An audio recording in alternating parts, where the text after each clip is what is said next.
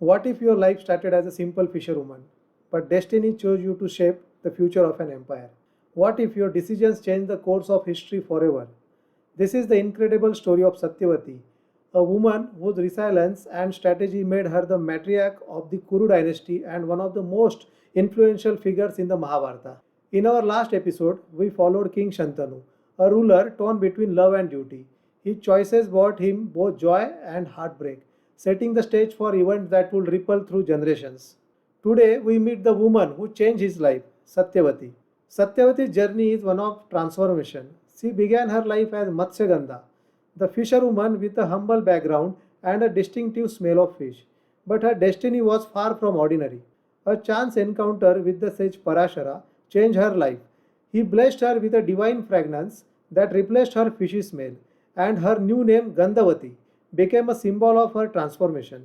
From this union, she gave birth to Vyasa, the great sage who would write the Mahabharata itself. But Satyavati's story didn't end there. She met King Shantanu, whose love for her would spark dramatic changes in the Kuru dynasty. Her marriage came with conditions that would challenge the very foundations of the kingdom, leading to Bhishma's legendary vow of celibacy. Satyavati's decisions shaped the destiny of Hastinapura, influencing not just her family but the entire course of the epic. So, who was this extraordinary woman? How did she rise from a fisherwoman to a queen, and what legacy did she leave behind? Let's dive into her fascinating journey. Satyavati's story starts far from the royal courts of Hastinapura. Born into a fisherman's family, her life was simple but challenging. Her name, Matsyagandha, meant one who smells of fish, a name tied to her work ferrying passengers across the river. She was raised by a fisherman, but her origins were linked to something far greater. Her celestial lineage hinted that her life would one day change the fate of an empire. Satyavati was known for her strong work ethic and resilience.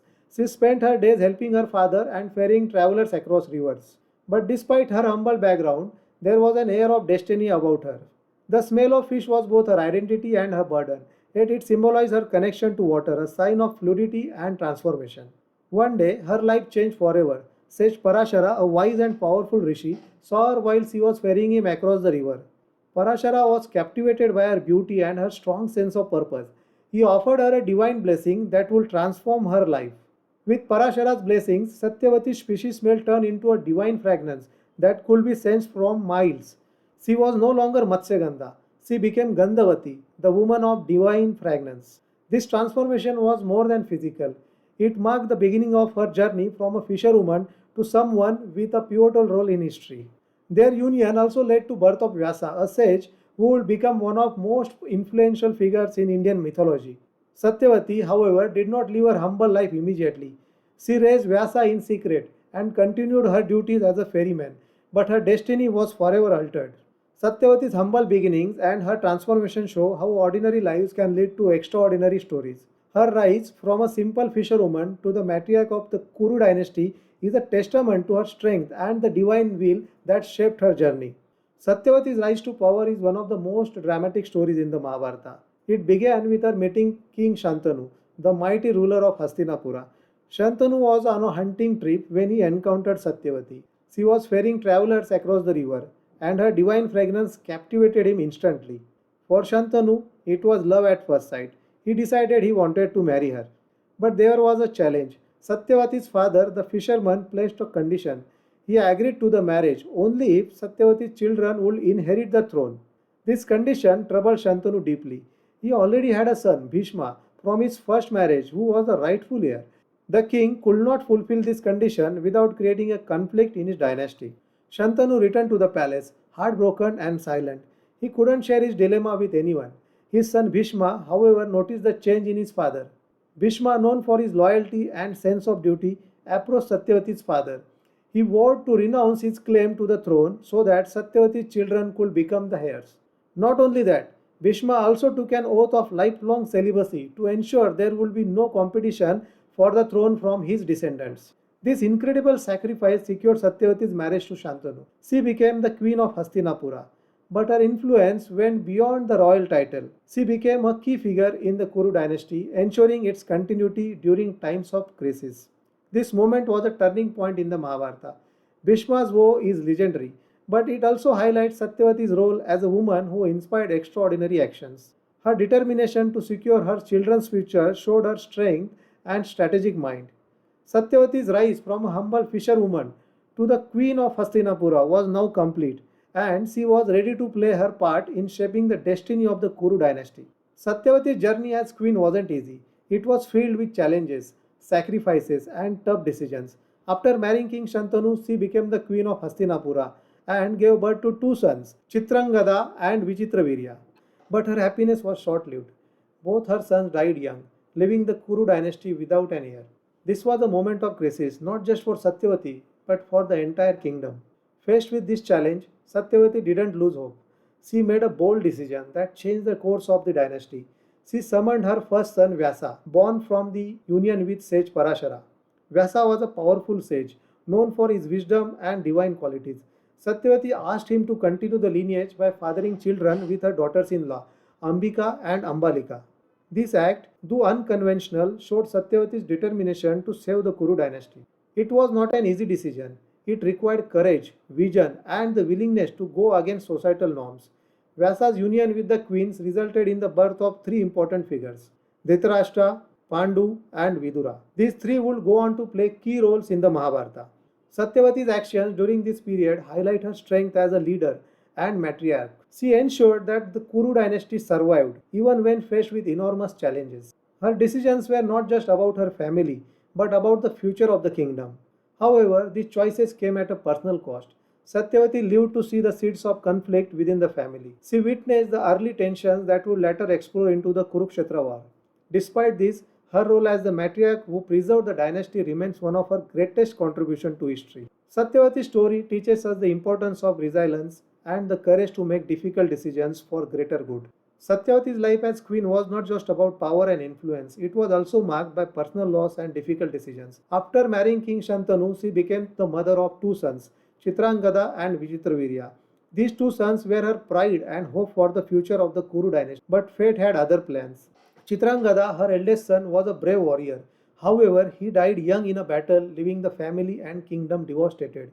After his death, the responsibility of the throne fell on her second son, Vichitravirya. Vichitravirya became king but was not strong or healthy. Despite this, Satyavati arranged his marriage to two princes, Ambika and Ambalika, to ensure the continuation of the dynasty. Tragically, Vichitravirya also passed away without leaving any heirs.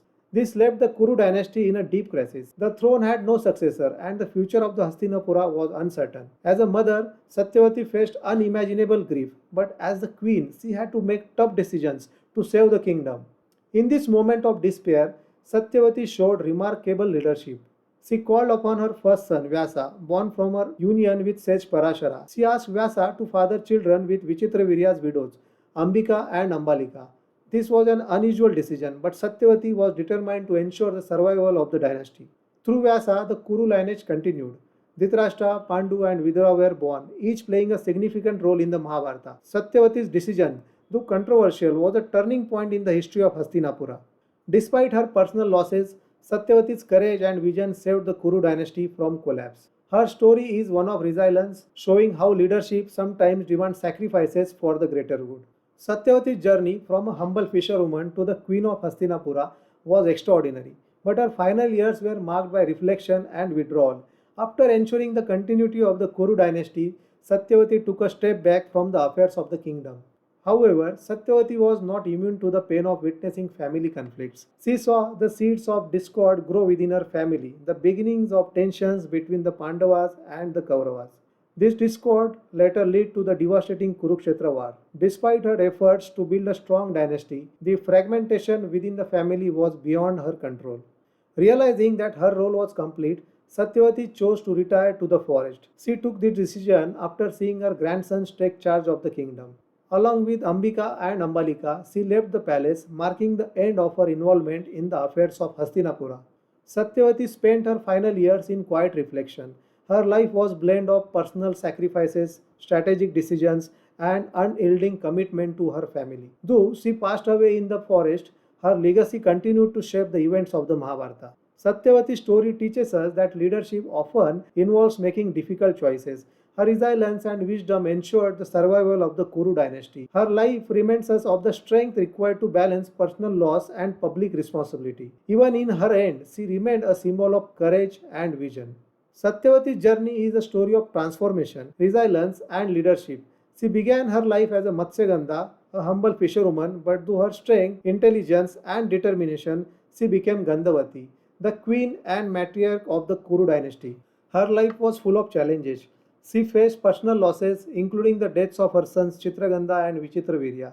Yet, Satyavati's focus was always on the greater good. Her bold decisions ensured the survival of the Kuru dynasty. Her son Vyasa fathered the next generation, shaping the events of the Mahabharata.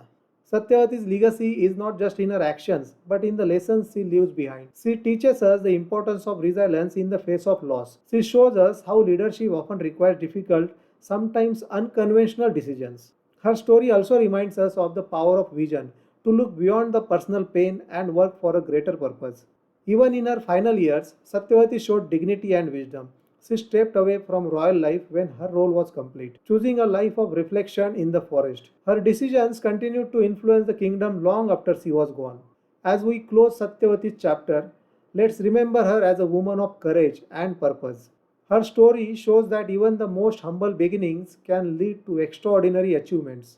In the next episode, we will explore the life of Bhishma, a man whose vow of celibacy made Satyavati's rise possible and whose life defined the Kuru dynasty. What lessons from Satyavati's journey inspire you? Let us know in the comments.